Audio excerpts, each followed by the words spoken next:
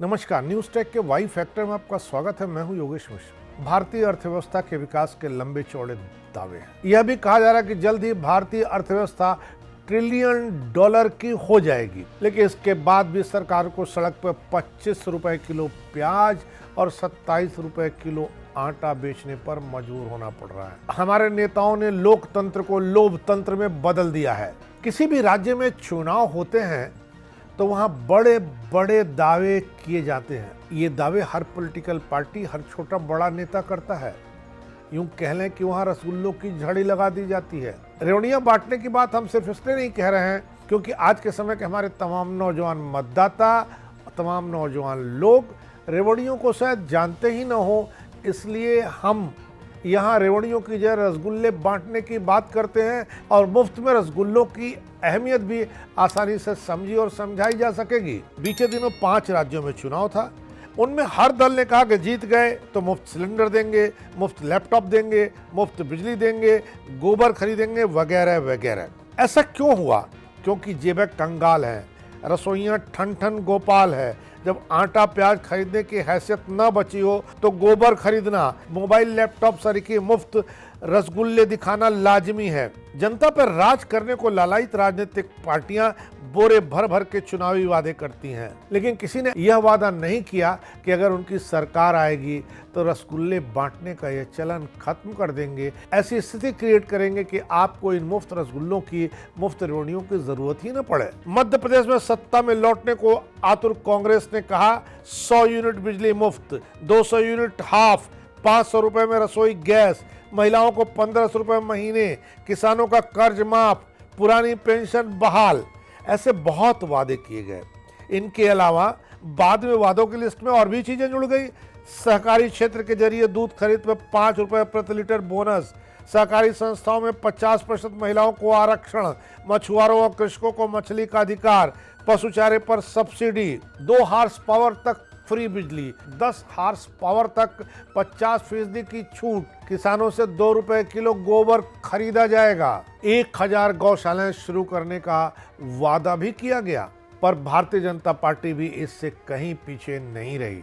शिवराज सिंह चौहान ने कहा कि लाडली बहना स्कीम में जो 1500 रुपए दिए जा रहे हैं वो 3000 रुपए कर दिए जाएंगे। भारतीय जनता पार्टी ने 450 रुपए में सिलेंडर देने का वायदा किया। छात्रों युवाओं को भत्ते, मुफ्त लैपटॉप और स्कूटी भी देने का वादा किया गया था। राजस्थान में कांग्रेस की अशोक गहलोत सरकार ने 500 रुपए में रसोई गैस सिलेंडर, 200 यूनिट फ्री बिजली, किसानों को 2000 यूनिट की फ्री बिजली, महिलाओं को मुफ्त स्मार्टफोन, 25 लाख रुपए की चिरंजीवी स्वास्थ्य बीमा देने से लेकर महंगाई राहत कैंप जैसे रसगुल्ले दिखाए। वहीं भाजपा ने हर गरीब परिवार को पक्का घर और हर घर में नल में जल का आश्वासन दिया। मिजोरम में भाजपा का दावा था कि खेल के क्षेत्र में विकास किया जाएगा। मिजोरम में स्पोर्ट्स अकादमी बनी, खेल स्कॉलरशिप दी जाएगी, ऑपरेशन ड्रग फ्री मिजोरम राज्य को नशा मुक्त किया जाएगा, महिला सशक्तिकरण योजना शुरू की जाएगी, महिलाओं को 33% आरक्षण दिया जाएगा, बच्चियों को 1.5 लाख रुपए की आर्थिक सहायता दी जाएगी, आयुष्मान बीमा की धनराशि 10 लाख रुपए की जाएगी, सरकारी स्कूलों की दशा सुधारी जाएगी। कांग्रेस ने वहां पर कह दिया कि 750 रुपए में रसोई गैस सिलेंडर, 2000 प्रति माह वृद्धावस्था पेंशन, 15 लाख का स्वास्थ्य बीमा, कुशल, पारदर्शी और भ्रष्टाचार मुक्त शासन। छत्तीसगढ़ में तो कांग्रेस और भारतीय जनता पार्टी दोनों ने रसगुल्लों की बाढ़ ला दी। कांग्रेस पार्टी ने कहा कि किसानों का कर्ज माफ होगा, महिलाओं के स्वयं सहायता समूह के सारे पैसे माफ कर दिए जाएंगे, हर किसान से 20 क्विंटल धान 3200 रुपए प्रति क्विंटल की दर से खरीदे जाएंगे, जाति जनगणना की जाएगी, केजी से लेकर के पोस्ट ग्रेजुएशन तक की शिक्षा बिल्कुल मुफ्त कर दी जाएगी। तेंदुपत्ता कलेक्शन के लिए प्रति बोरा 4000 रुपए की बजाय 6000 रुपए दिया जाएगा। इसके अलावा 4000 रुपए का वार्षिक बोनस मिलेगा। बिना जमीन वाले लोगों के लिए वार्षिक भत्ता मौजूदा 7000 रुपए से बढ़ाकर 10,000 रुपए कर दिया जाएगा।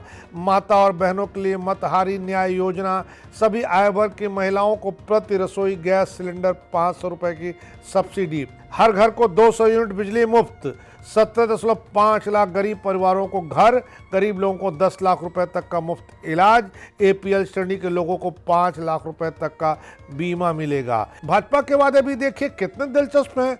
कृषि उन्नति योजना शुरू होगी, जिसके तहत वह किसानों से 31 रुपए प्रति क्विंटल की दर से 21 क्विंटल प्रति एकड़ धान खरीदेगी। महतारी वंदन योजना भी शुरुआत होगी, जिसके तहत विवाहित महिलाओं को प्रतिवर्ष 12,000 रुपए मिलेंगे। 1 लाख रिक्त सरकारी पदों को भरा जाएगा। 18 लाख लोगों को प्रधानमंत्री आवास योजना प्रदान किया जाएगा।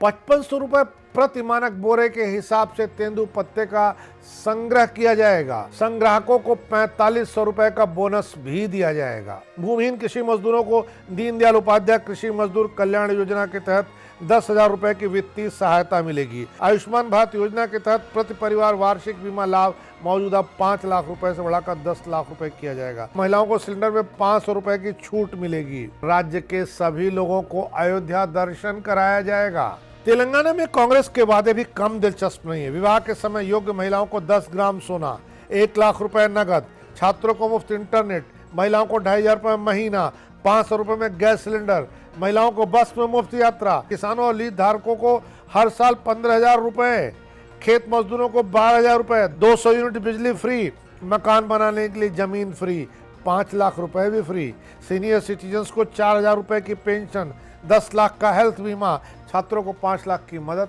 हर जिले में इंटरनेशनल स्कूल। सोचिए ना कितना दिलचस्प भारत बनाने की बात कांग्रेस पार्टी कह रही थी, जबकि कांग्रेस पार्टी ने देश में 60 साल तक राज्य किया। क्या किसी जिले को भी इस पैमाने पर खरा उतार पाई है? लेकिन तेलंगाना में केसीआर की भारत राष्ट्र समिति की भी बात सुनिए तो आपको कम हैरत नहीं होगी। केसीआर ने कहा कि किसानों को सीधे नगद हस्तांतरण के रूप में मिलने वाली राशि प्रति एकड़ प्रति वर्ष 2,000 रुपए बढ़ा दी जाएगी। वृद्धावस्था और विधवा पेंशन चरणबद्ध तरीके से मौजूदा 2016 से बढ़ाकर 5,000 रुपए हो जाएगी। विकलांगों के लिए पेंशन 5 वर्षों में चरणबद्ध तरीके से 6,000 रुपए की जाएगी। गरीबी रेखा से नीचे के सभी परिवारों को मृत्यु के मामले में 5 लाख रुपए दिए जाएंगे। इन परिवारों को अस्पताल में इलाज के लिए 15 लाख रुपए मिलेंगे। मासिक राशन के रूप में बढ़िया चावल मिलेगा। सिलेंडर 400 रुपए में मिलेगा। भाजपा ने कितना दिलचस्प वादा किया था कि तेलंगाना में ओबीसी मुख्यमंत्री बनाएंगे। उत्तर प्रदेश सांसद और विधायकों के लिहाज से सबसे बड़ा राज्य है, इसलिए सारी पॉलिटिकल पार्टियों को सब कुछ उत्तर प्रदेश पर ही दांव में लगता है। इसलिए उत्तर प्रदेश में सरकार बनाने और जीतने के लिए पॉलिटिकल पार्टियां क्या करती हैं, यह भी जानना जरूरी हो जाता है। उत्तर प्रदेश में घोषणा पत्र, संकल्प पत्र, विजन डॉक्यूमेंट जो भी कहें, इसी के मार्फत सभी पॉलिटिकल पार्टियों ने अपने अपने वायदे किए। सपा ने 2 बोरी मुफ्त डीएपी खाद, बीपीएल परिवारों को 2 मुफ्त गैस सिलेंडर, गरीबों को मुफ्त पेट्रोल डीजल सीएनजी, मुफ्त 300 यूनिट बिजली, 10 रुपए में गरीबों को खाना मुफ्त, लैपटॉप, गेहूं, चावल, तेल मुफ्त देने के लिए अंत्योदय योजना का ऐलान कर दिया। शिक्षा के जरिए 1 करोड़ लोगों को रोजगार की व्यवस्था की जाएगी। आईटी सेक्टर में 22 लाख नौकरियां सृजित की जाएंगी। भाजपा ने सिंचाई के लिए मुफ्त बिजली, मेधावी छात्रों को मुफ्त scooty, tablet, smartphone, Holi Diwali में मुफ्त गैस सिलेंडर, शादी के लिए 1 लाख रुपए की आर्थिक मदद, प्रतियोगी छात्रों को मुफ्त कोचिंग, हर घर में कम से कम 1 रोजगार और स्वरोजगार का अवसर देने के वायदे किए। दक्षिण भारत के तमाम राज्यों में मंगल सूत्र बंटते हैं। बच्चों के जन्म होने पर बच्चों की किट बांटी जाती है। लोगों को टेलीविजन भी बांटने का चलन रहा है। सोने की अंगूठी, साड़ियां और इस तरह के तमाम प्रलोभन तो चुनावी दौर में आपको देखने को मिलते होंगे। ये वो प्रलोभन है जो पॉलिटिकल पार्टियां अपने डॉक्यूमेंट पर करती हैं, हर जगह कहती हैं। लेकिन इसके साथ आपने ये भी देखा होगा कई राज्यों में शराब और मुर्गा भी तमाम उम्मीदवार अपने अपने मतदाताओं को देते हैं। यानी लोकतंत्र को लोकतंत्र में बदलने की कोई कोर कसर बाकी नहीं रखते। कोई पॉलिटिकल पार्टी ऐसी नहीं जो इससे अछूती हो, कोई नेता नहीं है जो इससे अछूता हो। आखिर क्या वजह है कि कोई नेता यह ब्लूप्रिंट पेश नहीं करता कि अगले 5-10 सालों में हम आपको इतने आत्मनिर्भर बना देंगे, किसी एक इलाके को इतना आत्मनिर्भर बना देंगे, किसी एक जिले को इतना आत्मनिर्भर बना देंगे कि वहाँ के लोगों को इन फ्री के रेवड़ी, फ्री के रसगुल्लों की ज़रूरत ना पड़े। क्योंकि यह तो साफ है कि इन फ्री की चीज़ों को दे करके सिर्फ जीने का अधिकार दिया जा सकता है, आपका जीवन स्तर नहीं सुधारा जा सकता है। ये जो फ्री की चीज़ें हैं वो हमारे आपके पॉकेट के पैसों से ही निकल के जाती हैं। इसलिए अब राजनीतिक दलों को चाहिए, चुनाव आयोग की भी जिम्मेदारी बनती है कि वे इन दलों को कहें कि वे अपने संकल्प पत्र, घोषणा पत्र में विकास की बात करें। मुफ्त के दावे करने वाले पॉलिटिकल पार्टी के खर्च में उनके सारे दावे जोड़ दिए जाएं। अगर देश को विकास की ओर ले जाना है, ट्रिलियन डॉलर इकोनॉमी बनाना है, तो हर हाथ में पैसा बढ़ाना होगा। मुफ्तखोरी से काम चलने वाला नहीं है। मतदाताओं की भी जिम्मेदारी बनती है कि जो आपको मुफ्तखोरी करने की स्थितियां पैदा कर रहे हैं उनका बैकआउट करें, अपने पैरों पर खड़े होने की कोशिश करें। इस बार इतना ही, अगली बार फिर मिलेंगे किसी नए सवाल पर नए ढंग से बात करने के लिए। तब तक के लिए नमस्कार।